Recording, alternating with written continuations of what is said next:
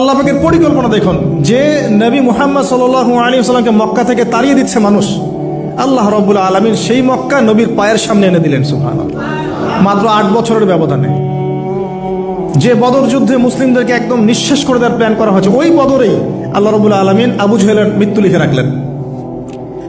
যে ইউসুফকে কুয়ায় ফেলে দিল তার ভাইরা, সেই ইউসুফকে আল্লাহ পাক সেখান থেকে কারাগার, রাজপ্রাসাদ, সেখান থেকে কারাগার, সেখান থেকে আবার নিয়ে আসলেন মিশরের পলিটিক্যাল পাওয়ার। আল্লাহর পরিকল্পনা। যে ইয়াসরিব একসময় ইহুদিদের দাপটের জায়গা ছিল, ওই ইয়াসরিব মুসলিমদের পরতলগত করলেন আল্লাহ পাক হিজরত করিয়া। বাদশাহ নাজাশী আবিসিনিয়ায়, আমি তো মালয়েশিয়াকে একটা আবিসিনিয়া মনে করি, এখানে মাশাআল্লাহ এরকম পরিবেশ আছে, শান্তিপূর্ণ ইসলামী পরিবেশ। বাদশাহ নাজাশীর এরকম পরিবেশ ছিল। বাদশাহ নাজাশী কিন্তু মুসলিম ছিল না, সে খ্রিস্টান ছিল। তারপরেও নবীজি বলতেন বাদশাহ নাজাশীর রাজ্যে কেউ জুলুমের শিকার হয় না। সুবহানাল্লাহ, যদিও সে মুসলিম ছিল না। ওখানে ইসলাম নিয়ে গেলেন আল্লাহ পাক, ওখান থেকে পুরো আফ্রিকা ইসলাম ছড়িয়ে পড়লো। সুবহানাল্লাহ, এক খালেদ বিন ওয়ালিদ রাদিয়াল্লাহু আনহু, যার হাতে উহুদ যুদ্ধে বহু মুসলিমের প্রাণ গিয়েছে না, সেই মানুষকে আল্লাহ রাব্বুল আলামিন হেদায়েত দিয়ে 100টা যুদ্ধ করিয়েছেন। সুবহানাল্লাহ, আল্লাহ পাকের পরিকল্পনা আমরা বুঝতে পারবো না। আল্লাহ পাকের পরিকল্পনা আমরা বুঝতে পারবো না। ওয়া মাকারু ওয়া মাকারাল্লাহ, তারা কৌশল করে, আল্লাহ পাকও পরিকল্পনা করে।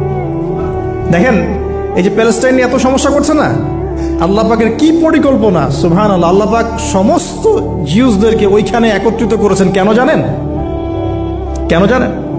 আল্লাহ পাক এই যে 1914 থেকে নিয়ে 2023 এই যে সালগুলো চলছে, 100 বছর, লাস্ট 100 বছরে সারা ওয়ার্ল্ডের জিউসদেরকে ওখানে একত্রিত কেন করেছেন জানেন? যেইভাবে আল্লাহ পাক ফেরাউনের দলবলকে লোহিত সাগরে ডুবিয়ে দিয়েছেন, ওইভাবে আল্লাহ পাক প্যালেস্টাইনিদের সবাইকে ডুবাবে ইনশাআল্লাহ। এটাও আল্লাহ পাকের একটা বড় পরিকল্পনা।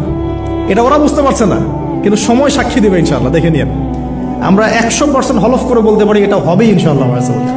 এই কারণেই লাস্ট এই যে অটোম্যানদের ডিফিটের পর থেকে নিয়ে 1970 থেকে নিয়ে এই যে first world war, second world war করতে করতে সব জায়গা থেকে জিউসরাকে একত্রিত করেছে এখানে, বিকজ অফ লাস্ট একটা সর্বশেষ একটা ম্যাসাকার আল্লাহ পাক করবেন এদেরকে ইনশাআল্লাহ। কার হাতে? ঈসা আলাইহিস সালামের হাতে। আমাদের উম্মতের মধ্যে কে নেতৃত্ব দিবেন? ইমামুল মাহদি, যার নাম হবেন মুহাম্মদ। তার নাম কি? মুহাম্মদ। তার বাবার নাম আব্দুল্লাহ, তার মায়ের নাম হবে আমিনা। তো এটাও ক্লোজিং টাইম। এখন আসুন, তো আল্লাহ পাকের কি পরিকল্পনা! যৌবনকালটা আল্লাহ পাক মুসা আলাইহিস সালামকে ফেরাউনের ঘরেই কাটালেন, এবং আল্লাহ পাক মুসা আলাইহিস সালামকে দুটো গুণাবলী দিয়ে বড় করলেন। দুটো গুণাবলী মনে রাখবেন। এক হচ্ছে কওয়ী, তিনি শক্তিশালী ছিলেন, ফিজিক্যালি অনেক শক্তিশালী ছিলেন। আমিন মানে বিশ্বস্ত ছিলেন, কওয়ীউল আমিন। মনে থাকবে ইনশাআল্লাহ। আমরাও আল্লাহর কাছে দোয়া করি, আল্লাহ আমাদেরকে কওয়ী বানিয়ে দিন এবং আমিন বানিয়ে দিন, আমিন। এবার যৌবনে উপনীত হয়েছেন, টকবকা রক্ত, বাইরে বের হয়েছেন। বাইরে বের হয়ে দেখছেন যে দুজন ব্যক্তি লড়াই করছে, ইয়াকতাতুলান, রাজুলান ইয়াকতাতুলান, দুজন ব্যক্তি মারামারি করছে। একজন মিন শিয়াতি, তার বনু ইসরাইল কওমের মধ্যে, আরেকজন হচ্ছে আদুবি, তার শত্রুর মধ্যে।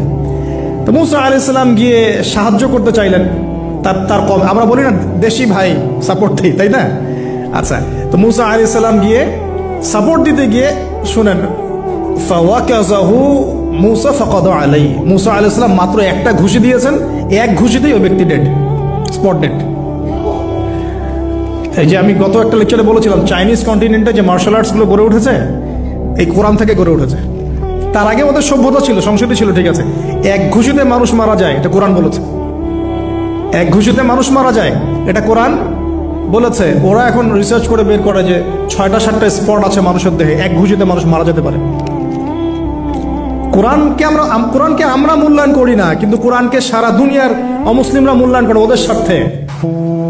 ওদের স্বার্থে তারা আমাদের কোরআনকে মূল্যায়ন করে, আমাদের হাদিসকে মূল্যায়ন করে। আমরা করতে চাই না, আল্লাহ মাফ করুক আমাদেরকে। আমরা কোরআন পড়তে চাই না, গবেষণা করতে চাই না, অর্থ বুঝতে চাই না, একটু আরবি ভাষা শিখতে চাই না, কোরআনের বালাগাত ডেইলি একটু তেলাওয়াত করবো এক পারা, সেটা করতে চাই না। আল্লাহ পাক আমাদেরকে মাফ করুক এবং কোরআনওয়ালা বানিয়ে দিন, আমিন। কথাগুলো বলার উদ্দেশ্য আপনাদেরকে আঘাত করা নয়, আমি জাস্ট আপনাদের কলবে একটু ধাক্কা দেওয়ার চেষ্টা করছি, যাতে করে আপনারা সবাই কোরআন তেলাওয়াত করেন ডেইলি এক পারা করে। আল্লাহ কবুল করুন।